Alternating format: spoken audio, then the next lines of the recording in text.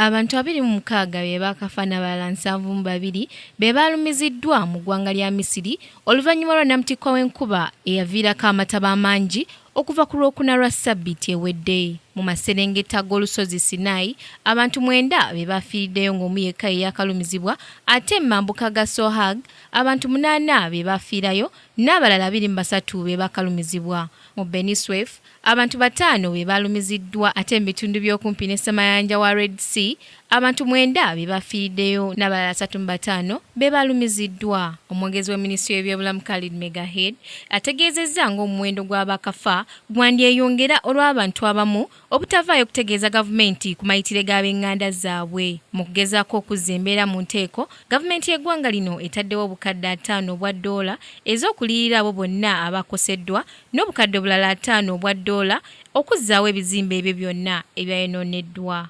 Ku Kingdom TV, Samla Hanifa amalindirire. This is Kingdom TV.